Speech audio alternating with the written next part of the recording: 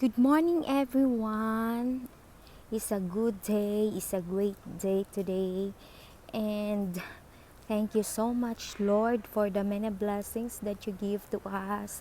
Na kahit papano sa pagsubok ng buhay, we are still here, still kicking, still great things that happen in our life, but we still keep moving forward, keep doing, and everything is great. Today po, mag-i-exercise po tayo. Ito po yung exercise natin, yung sa legs. Yan. Maganda po to kasi para yung tuhod natin ay mas lalong tumibay. Dito po ako ngayon, hindi po ako natuloy nag-jogging. Dito lang po ako sa baba nag-exercise kasi parang uulan na. Ayan po, makikita po ninyo na talagang yan, malakas na yung yung hangin, malakas na yan. At madilim na po yung paligid. So, dito muna ako mag-exercise. Mag-exercise tayo tuwing umaga before start ng ating trabaho para mas lalong gumanda yung ating katawan and for good health and iwas sa sakit. Yan, malakas na po yung ulan, ay yung hangin, as in madilim na po yung paligid natin, pero mag-exercise muna tayo. Exercise na muna natin tong paa natin yan para mas lalong tumibay yung mga buto-buto. I think mga 3 days nang hindi ako nag-i-exercise kasi yun, lagi akong nangingisda. Yan. Mag-exercise tayo tuwing umaga, tuwing umaga, tuwing umaga. Yan, malakas na po yung hangin. Yan, parang bubuhos na talaga yung ulan, as in. Ayan. Pero malinaw lang kasi itong camera ko kaya hindi mo siya makitang madilim. Pero as in, madilim na. Ayan. Yan, parang bagyo na talaga.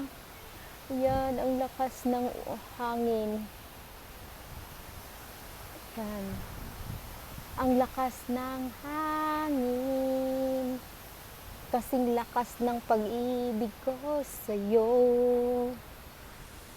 Hayaan mo yung hangin kasi i-continue muna natin yung pag-exercise kasi hindi pa naman totaling bumagsak yung ulan. Oh my goodness. Oh no. Oh my goodness. Parang nakakatakot na yung yung hangin, ang lakas. Ay Lord. Parang natatakot ako kasi nakapaligid sa akin is malalaking building yan. Malalaking building. Yan. Kita mo yung mga hangin. Ang lakas ng hangin. Yan. Ang lakas ng hangin. Tapos, nasa ako ng building, nasa gitna ako ng building. But, wag tayong matakot kasi sanay tayo sa bagyo ng buhay. Keep going lang tayo. So, hindi na ako makapag-jog ngayon kasi talagang along the way, ulan. So, dito muna tayo mag-exercise. Mag-exercise tayo tuwing umaga, tuwing umaga, tuwing umaga.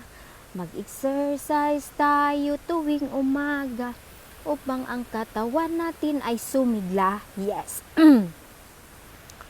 Yan, ang lakas talaga ng hangin. My goodness, tingnan ko muna. Yan, oh my goodness, ang lakas ng hangin. Akala ko, ako lang mag-isa dito. Ang lakas. Ow! ang lakas ng hangin. Ako lang mag-isa dito sa playground. As in, ang lakas. Parang first time kong na-experience to na malakas yung hangin. Nakakatakot din pala. Tingnan nyo guys. Oh. My goodness. Nakakatakot hangin. Grabe no. Ganito lang yung na-experience mo na hangin. Na hindi naman talaga siya ano. Pero how much more yung mga talagang nakaranas ng mga lindol o yung mga bagyo.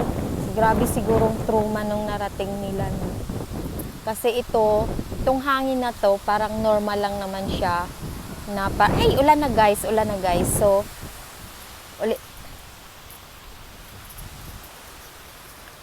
babalik na ako ng bahay. Kasi ulan na ulan. Okay, thank you so much guys for watching. Ayan, pati yung bulaklak masaya kasi may hangin. Yan. Good morning flowers. Thank you so much guys. God bless us all and take good care.